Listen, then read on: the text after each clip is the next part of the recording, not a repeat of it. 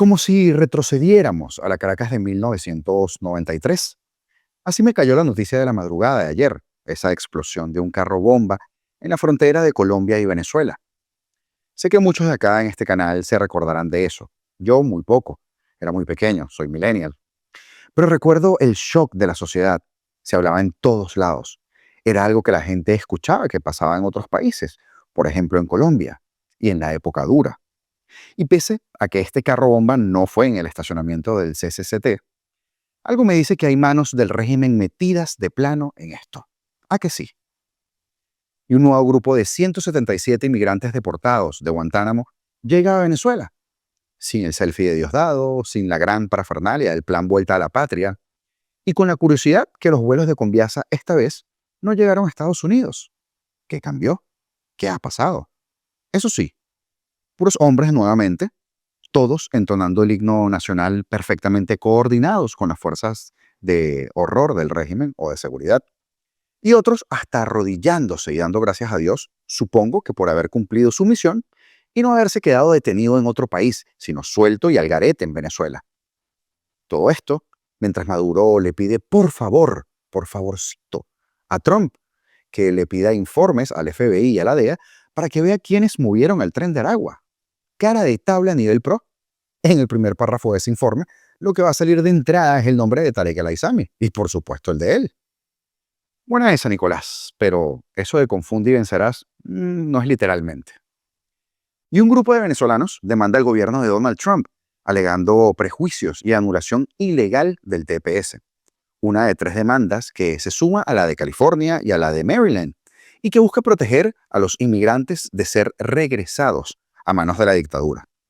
Que, por cierto, sigue secuestrando periodistas en un ritmo de cada 72 horas. Y dirigentes políticos cada vez que le provoca. Y María Corina Machado ha dicho algo que viene en las próximas horas, días o semanas. Un proceso contra el régimen. ¿Qué habrá dicho? Comenzamos. Un nuevo atentado terrorista sacudió Colombia en horas de la noche de este miércoles. Una explosión destruyó el peaje que comunica Cúcuta con el puente internacional Simón Bolívar, que tantos recuerdos nos traerá a nosotros los venezolanos. Esto en la frontera con Venezuela. Todo indica que se trató de un carro bomba, según dice Noticias Caracol, mientras que el medio RCN afirma que el mencionado vehículo tenía placas de Venezuela. Hasta los momentos, las autoridades han contabilizado 5 ciudadanos heridos, entre ellos un señor taxista. Los heridos son 3 trabajadores del Instituto Nacional de Vías, que se conoce como INVÍAS, y 2 vigilantes del peaje que fue atacado.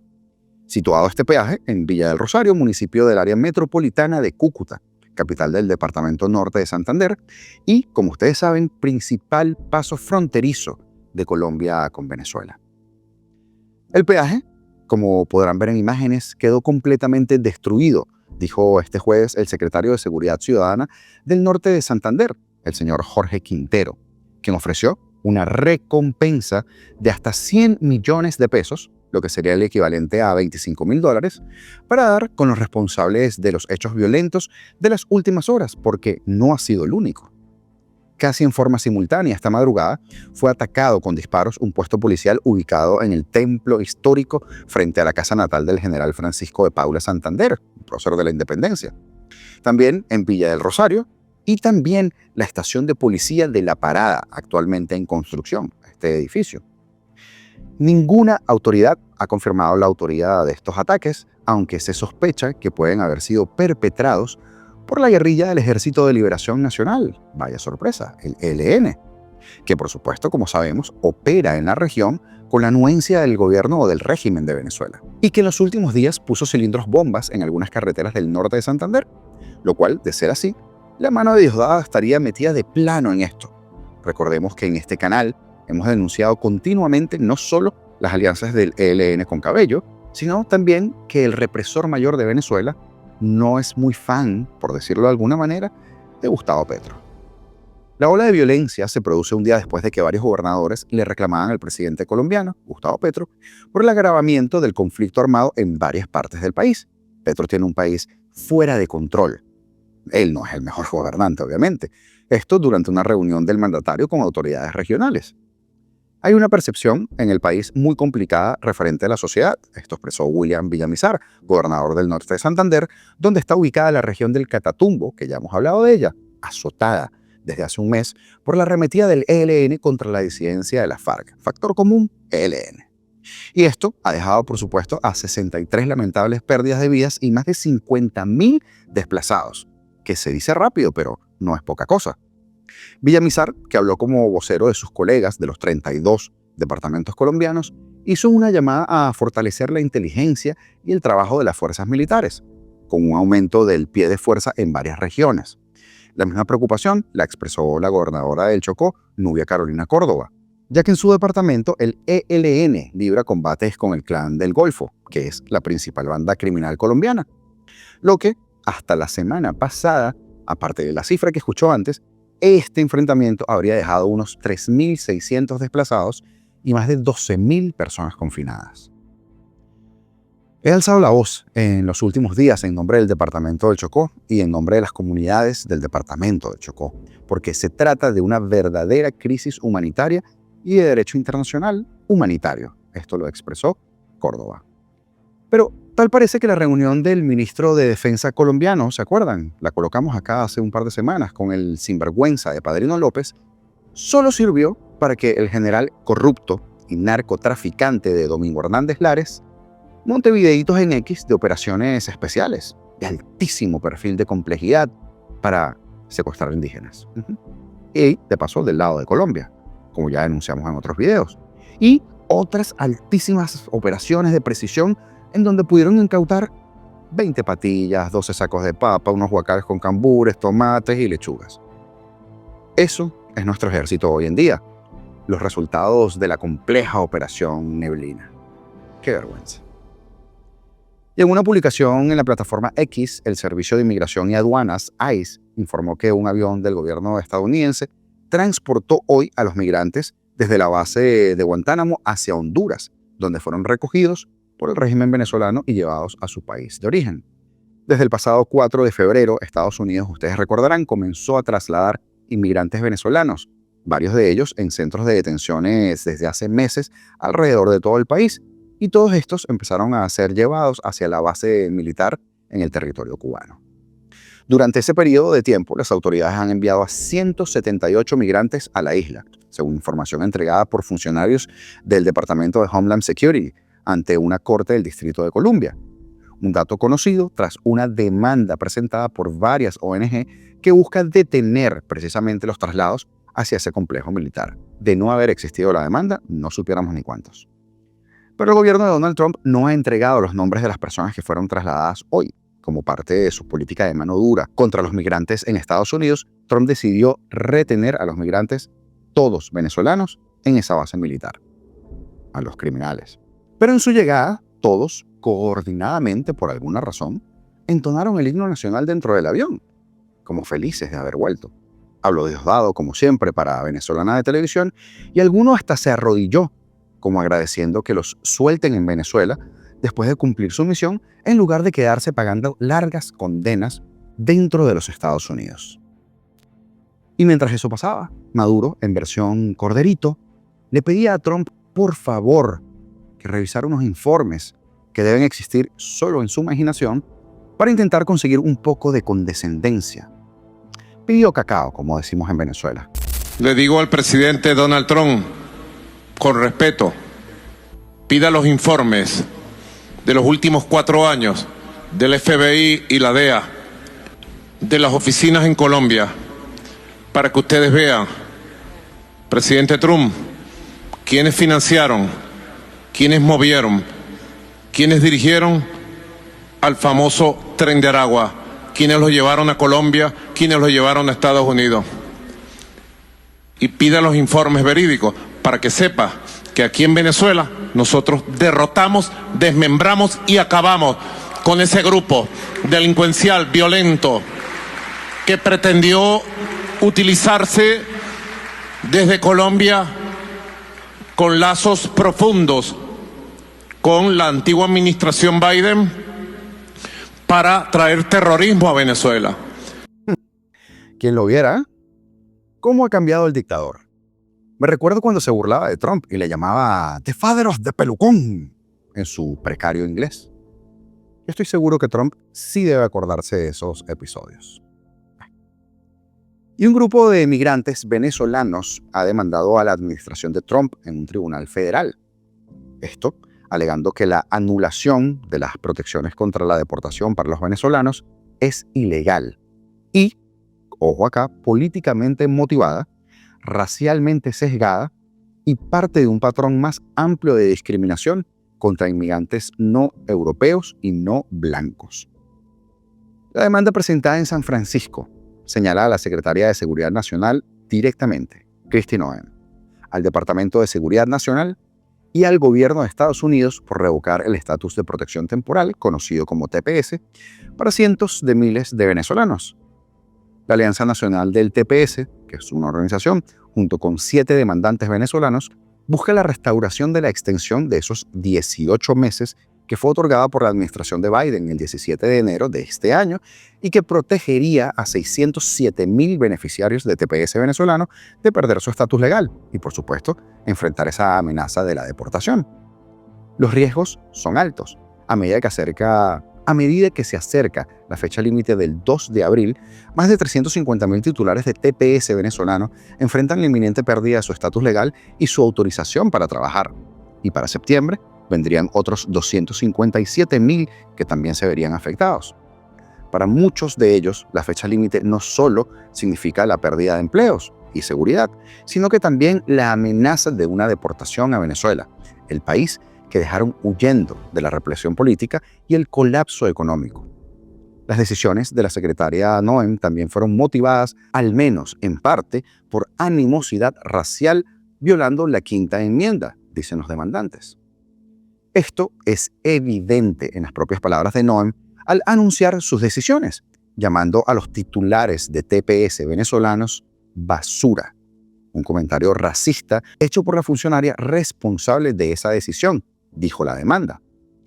Lo peor de todo es que esta declaración es solo una de muchas declaraciones racistas hechas por Kristi Noem y por Trump y por otros miembros de la administración destinados a demonizar y marginar a los inmigrantes no blancos, especialmente a la comunidad venezolana con TPS. Todo esto en palabra de los demandantes. Venezuela, como sabemos, ha visto un éxodo de más de 7,8 millones de personas, más de una cuarta parte de nuestra población. En la última década, con cerca de 1 millón de personas residiendo en Estados Unidos y que para muchos de ellos regresar a Venezuela no es una opción, ya que significa enfrentarse a una existencia insegura e inestable. La Alianza Nacional del TPS representa a más de 84,000 titulares de TPS venezolanos en los 50 estados y además en el Distrito de Columbia. La demanda impugna directamente la decisión del Departamento de Seguridad Nacional de terminar con el TPS para los venezolanos, alegando que no hay evidencia que respalde la justificación clave para esa terminación, que muchos migrantes venezolanos son miembros de la temida pandilla originada en la prisión conocida como el Tren de Aragua. Es mentira. Los titulares de TPS venezolanos se han vuelto indispensables para la fuerza laboral estadounidense. Ya lo comentaba yo en otro programa y en videos en las redes sociales también, sobre todo en TikTok, se hizo un poquito viral, contribuyendo significativamente a la atención médica, la educación, la agricultura y otros tantos rubros. Son médicos, maestros, ingenieros, voluntarios que han apoyado a sus comunidades locales mientras que pagan impuestos que sustentan la red de seguridad nacional o de seguridad social del país. Pero ahora, agrega la demanda, se encuentran en un limbo, obligados a tomar decisiones que generan mucha angustia: regresar a Venezuela, vivir indocumentados o huir a un tercer país. Imagínese usted cómo estaría. Una de las demandantes venezolanas, Cecilia González Herrera, de 25 años, que reside en Kissimmee, Florida, llegó a Estados Unidos hace 8 años. Esta es una historia de muchas. Con sus padres. Dijo que sus padres pertenecían a un partido político atacado por el régimen de Nicolás Maduro, que puede ser cualquiera. Y González Herrera estuvo involucrada en el movimiento estudiantil antigubernamental. Ella y su familia son titulares de TPS y han solicitado asilo político en Estados Unidos. González Herrera, quien estudia Ciencias Políticas y Estudios Latinoamericanos en la Universidad Central de Florida, en Orlando, dijo que siente una responsabilidad como activista de derechos humanos para luchar por sí misma, pero también por su comunidad. Ha dicho, no tengo miedo, nosotros los trabajadores, la gente honesta, los que contribuimos a este país, no tenemos miedo. La preocupación es la realidad, el clima anti-inmigrante con el que luchamos a diario. Somos presas de una simple narrativa política, una narrativa de estigmatización construida sobre incidentes aislados dentro de la comunidad. Hay una agenda xenofóbica impulsada por el odio, etiquetando a cada inmigrante como un criminal. González Herrera, quien aboga por los derechos del voto en una organización nacional de derechos civiles, dijo que sabe lo importante que es que un sistema de justicia independiente exista, algo que no existe en Venezuela. Y ha dicho, me siento privilegiada de vivir en una democracia y en un país donde puedo exigir responsabilidad cuando hay violaciones de procedimientos, algo que yo siempre he remarcado de no darle un cheque en blanco a ningún político. Adelis Ferro, una defensora venezolana estadounidense del sur de Florida y que acá en este canal hemos puesto videos de ella, sobre todo cuando empezó el tema del TPS, y además directora ejecutiva del Venezuelan American Caucus, una organización que aboga por el TPS, presentó una declaración jurada como parte de la demanda en apoyo a estos compatriotas venezolanos titulares de TPS. En su declaración, Ferro enfatizó la importancia del TPS para los inmigrantes venezolanos, subrayando cómo les ha permitido contribuir significativamente a las economías y a las comunidades locales en todo el país. También agregó que la decisión de revocar el TPS amenaza no solo el estatus legal de cientos de miles de venezolanos, sino también la seguridad y el bienestar de sus familias. Muchos titulares de TPS venezolanos tienen más de un trabajo, es normal, pagan sus impuestos y se sienten orgullosos de hacer todo de manera correcta y de manera legal, dijo Ferro. Muchos venezolanos beneficiarios de TPS no consideran quedarse en Estados Unidos sin documentos como una opción, pero es que tampoco consideran la posibilidad de regresar a Venezuela bajo una dictadura represiva y criminal. La decisión de la administración Trump de terminar con el TPS ha puesto en caos la vida de cientos de miles de venezolanos. Muchos de ellos están sufriendo, por supuesto, ataques de ansiedad, ataques de pánico, crisis depresivas y grandes problemas de salud, causados todos por el estrés y por esa incertidumbre con los que están viviendo desde que comenzaron las amenazas de eliminar el beneficio. Esto dijo Ferro en su declaración jurada también. Los otros 6 demandantes venezolanos en el caso federal están ubicados en diferentes lugares. Están en California, en Texas, en Tennessee y en Nueva York. Junto con Florida, los 4 estados albergan a más de 392.000 venezolanos, cerca de la mitad de la población total de 903.000 venezolanos en Estados Unidos, y de esas cifras, 607.000 tienen TPS.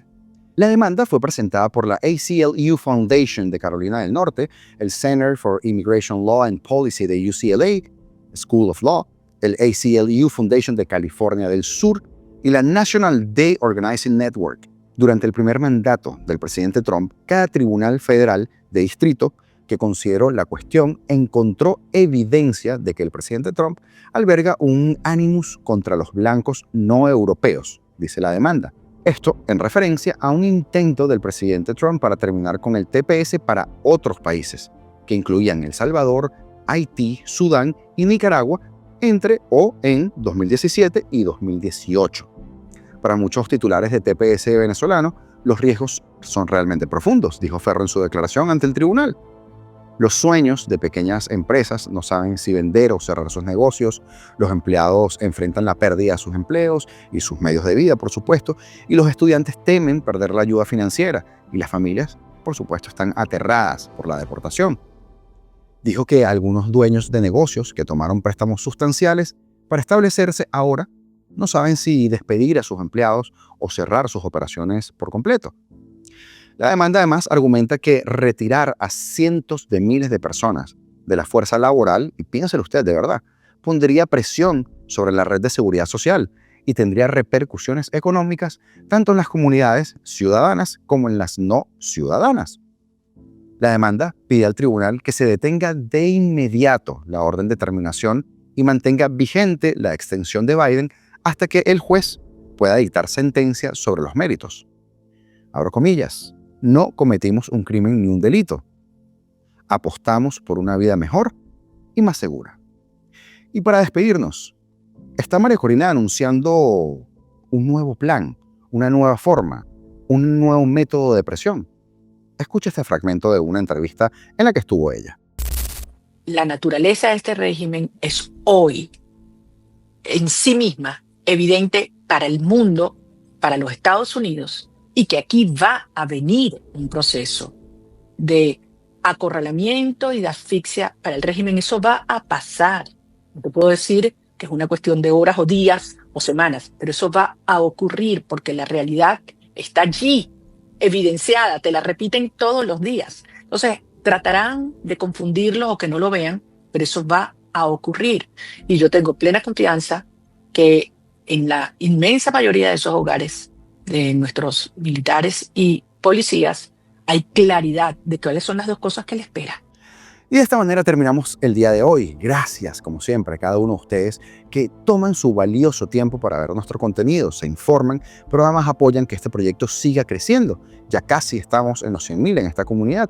Así que, si tú por casualidad no te has suscrito o acabas de ver este video, entrar a este canal por primera vez en tu vida y te gustó, ayúdanos suscribiéndote, activando la campana todas las notificaciones, comentando y dándole like a nuestro contenido y compartiéndolo con los tuyos, con tus personas más allegadas, porque juntos somos más fuertes y mientras más seamos, más difícil es que no nos escuchen.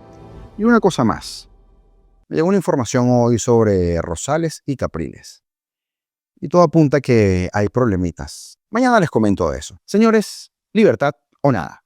Esto fue